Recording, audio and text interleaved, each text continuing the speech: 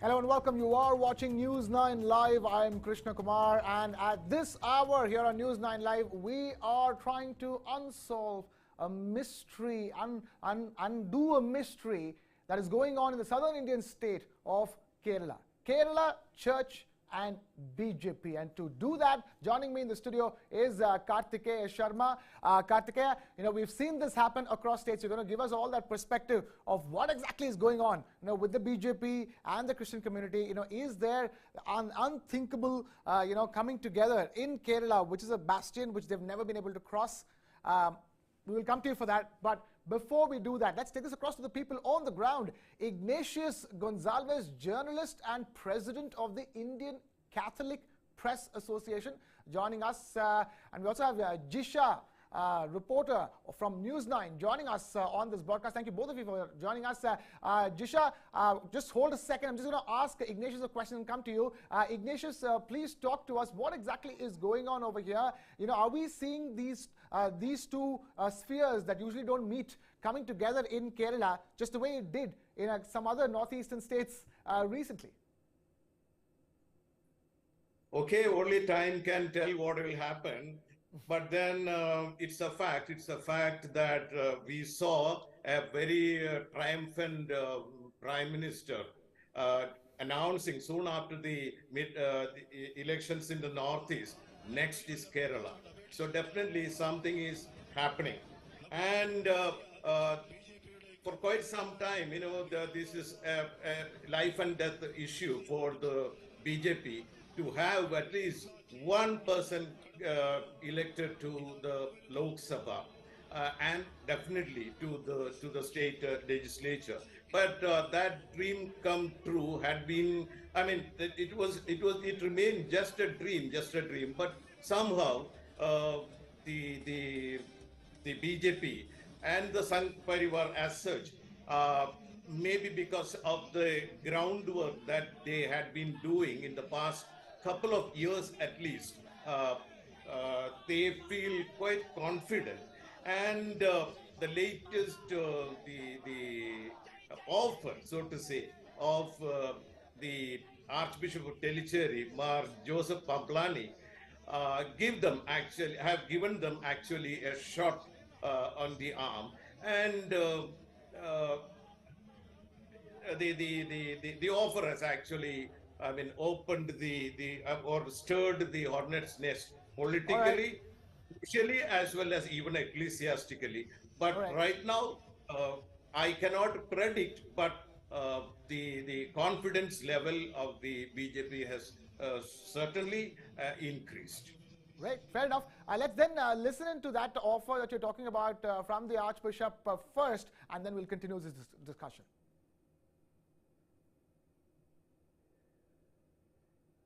നമുക്ക് കേന്ദ്ര സർക്കാരിനോട് പറയാം, നിങ്ങളുടെ പാർട്ടി ഏതുമായിക്കോട്ടെ, ഞങ്ങൾ നിങ്ങളെ വോട്ട് ചെയ്ത് ജയിപ്പിക്കാം.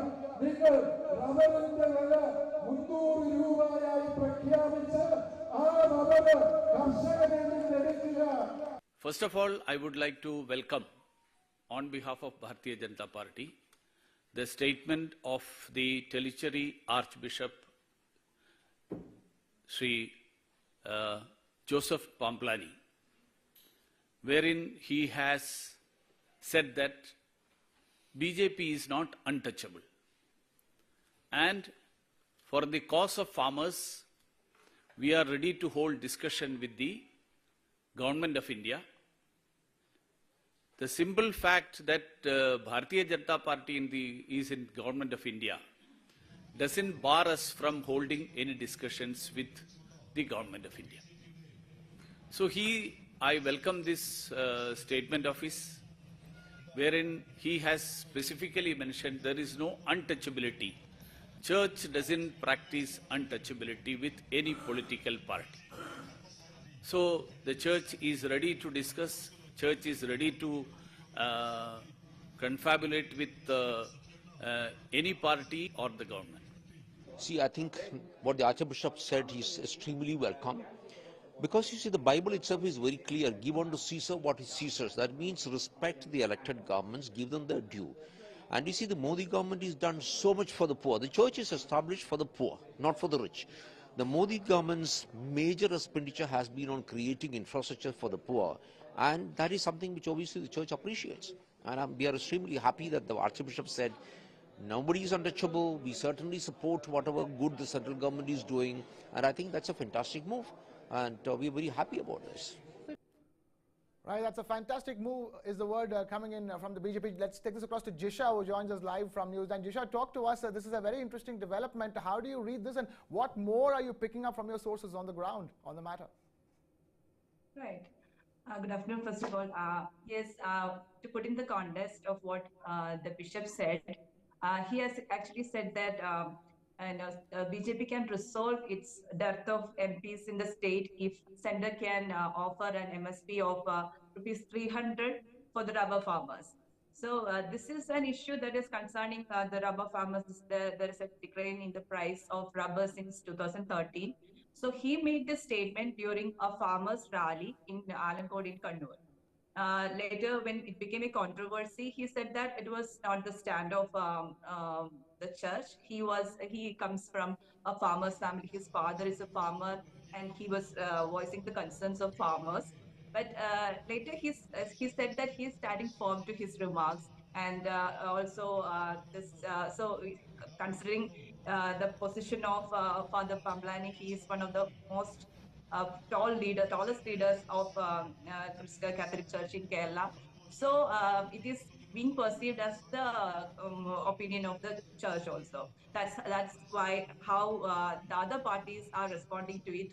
The CPM, the Congress, most of the leaders have sharply criticized this remark because this is not for the first time that Catholic priests are saying that the BJP is not untouchable. No political parties are untouchable. Recently, Father Basilius Clemis too have said that they have discussions with the BJP.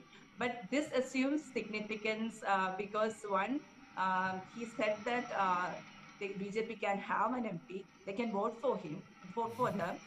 And also, this assumes significance in the backdrop of Narendra Modi, Prime Minister Narendra Modi's statement that BJP will come into power in Kerala. Right, Jisha, they're undoing the mystery for us, Kerala Church and the BJP. That's what's going on. I'm going to take this now to our guest joining me in the studio here, which is Kartikeya Sharma. Kartikeya, when you're listening to all this, how do you view this latest development? Not the first time, incidentally, that the church has reached out to the BJP, as happened before, that BJP is not exactly untouchable, but this particular offer is quite belligerent in that sense. I see BJP has tasted success in Northeast. Yeah. BJP, though it's a smaller party in Nagaland, it's a smaller party in Meghalaya, but it has been able to break those charge of taboo politics.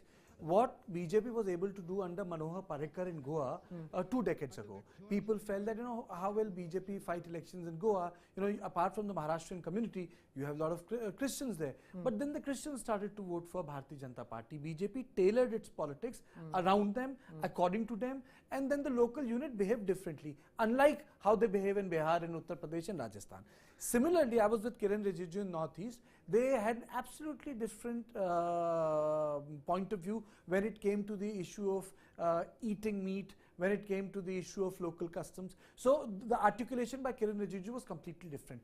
But in Kerala's context, we have to understand BJP in 2016 polled 14% of the votes.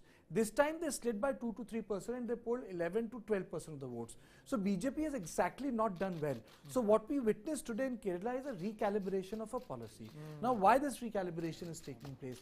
The opening to Bharatiya Janata Party in Kerala is not being provided by CPM or the left politics. It has been provided by the Congress, which has weakened. In Kerala, CPM was traditionally supposed to be the Hindu party of the Ervas, and the Congress got support from Christians. That is why you had Uman Chandy as the chief minister. A lot of people. K. Karnakaran, yes, he had a long tenure, but then Congress, the basic support base was Christian. Now, in this context, anyone following South would understand you have North Kerala, you have South Kerala, and you have Middle Kerala. The politics of the Moplas and the North Kerala is completely different. BJP is not interested in that. BJP is only interested in going forward at a 20% level where they become a player. Right now, because of the fragmentation of vote or the community who stand at equal level, BJP has not been able to consolidate it itself. See, the politics of BJP stands on three pillars: nationalism, Hindutva, welfareism. So welfareism is okay. The definition of nationalism is different in Kerala, and Hindutva only works around Kannur. Correct. So BJP has to Where there's a strong RSS presence. Yes, the Right. BJP has to reinvent itself because people generally forget that Hindutva is not a monolithic identity. Hindutva in any part of India is married to the caste realities of the state. For example, Right. the Hindutva of BJP in Karnataka is around Lingayat. Right. Hindutva of BJP in Uttar Pradesh is around Lodh vote. Right. Hindutva of BJP in Bihar is around non-Yadav EBCs. So Hindutva has a vote bank. BJP has not figured that out. Right. In the meanwhile, Christians constitute about 18% of Kerala's population, and the Christian vote can affect results in 33 seats. That's the significance of the Christian vote for all those watching this broadcast, Kartikeya. Let me take this back to Mr. Ignatius Gonzalez, who continues to be with us in the studio. Clearly there is a vote bank play over here, but the fact of the matter is that economics trumps politics. Would you call that, when it comes to that offer made by the Archbishop, and that sort of becoming representative of the offer of the entire Christian community or the church in Kerala to the BJP? Yes, but the run-up will be quite different, quite difficult for the BJP, unlike in the Northeast or even Goa, because Kerala is altogether a different reality. See, the Archbishop Pablani's offer cannot be treated right now as an offer that comes from the entire church or the hierarchy as such, and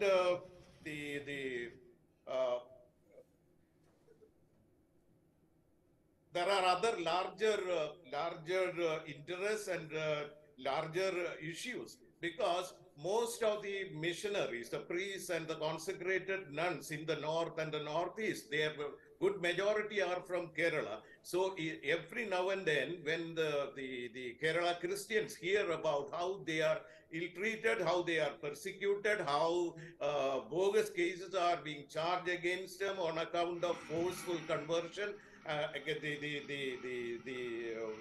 many states, one after another, coming out with anti-conversion laws, and cases are being taken, people are terrorized. So all these news reach Kerala. So it is very difficult to the bait of welfareism is going to succeed that way in Kerala. But then a new chapter, there is a possibility that a new chapter can be opened, because the both sides now, it appears that both sides are on a path of dialogue and collaboration.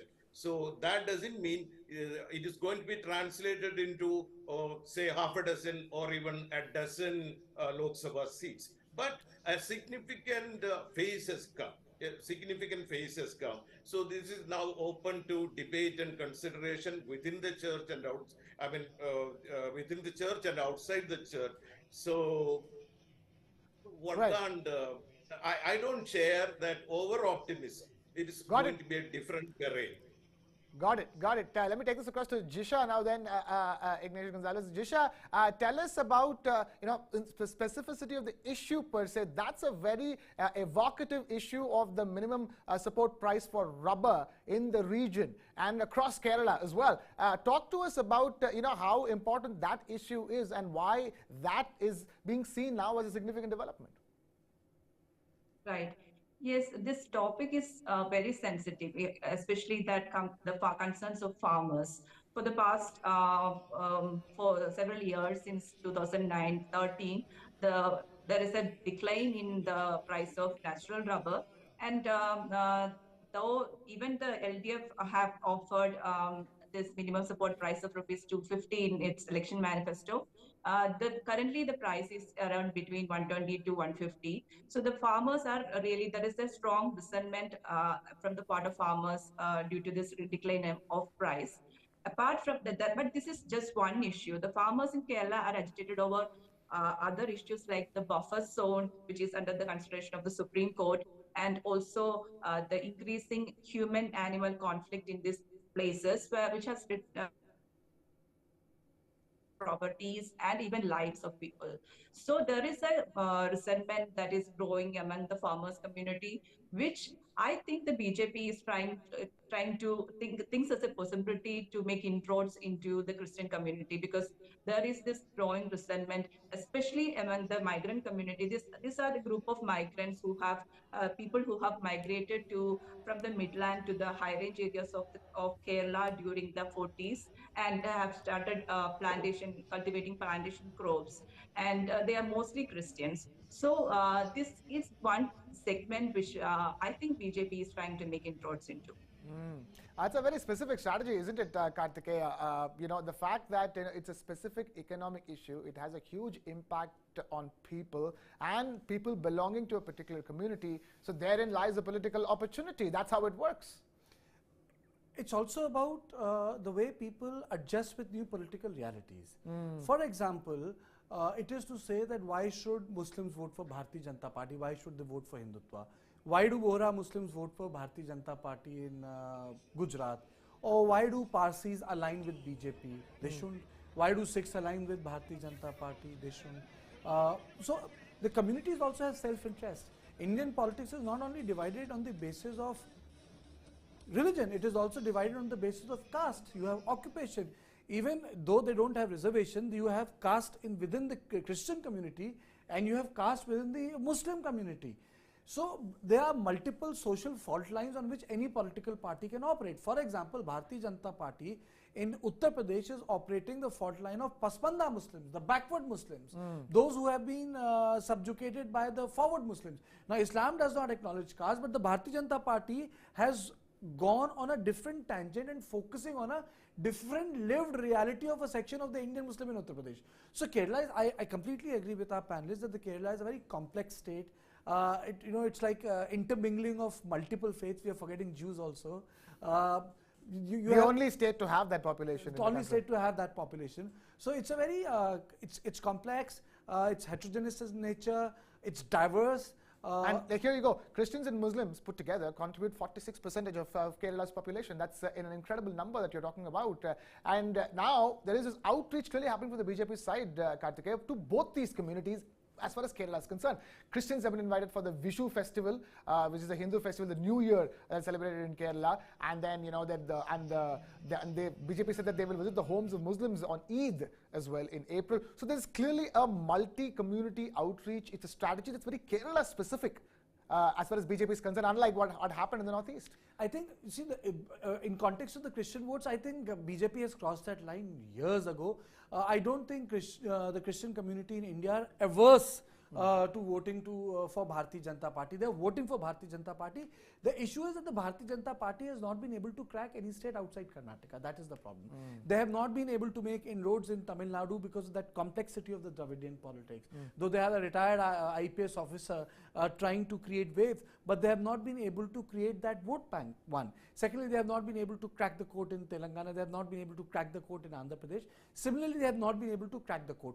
The failure on BJP's part, if we do sort of a critical appraisal, the sort of a hardline approach with Amit Shah took after 2016, in which he thought that he can consolidate Hindu votes, and he mobilized the media. And the documentary came out, the minefields of Kannur and all that. It has not worked. So I see this development as a course correction or adoption of a second strategy by Bharatiya Janata Party, because as elections close in, Kerala will behave and vote differently in assembly elections and in Lok Sabha elections. I think right now the focus of Bharatiya Janata Party is not on the state in terms of assembly.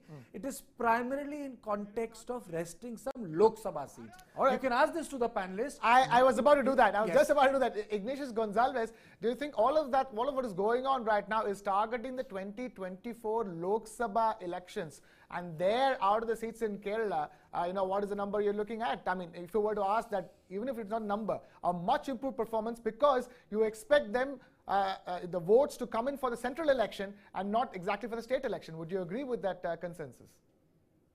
I think it all depends on how the BJP dares itself to redefine in the Kerala context. For example, one of the biggest concerns of every Malayali, because of the education level, is the sanctity of the Indian Constitution. So that is number one.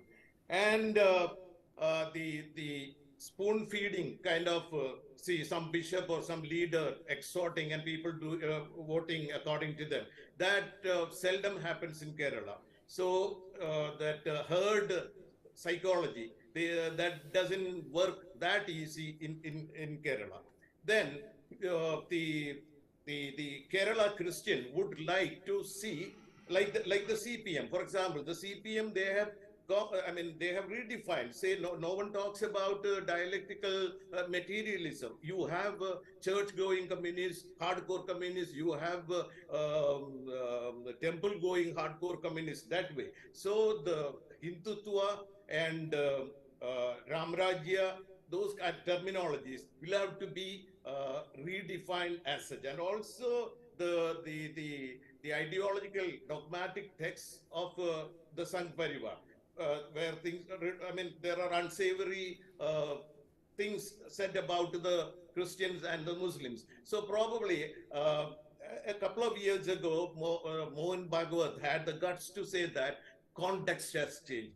Okay, the context has changed. Now, in the present context, especially in the context of Kerala, if Bajpa can redefine a couple of issues, very, very touchy issues, as I mentioned, maybe there is a fair chance. Otherwise, things are not going to be, because they cannot win a seat without either of the minority community support them. So that's a reality.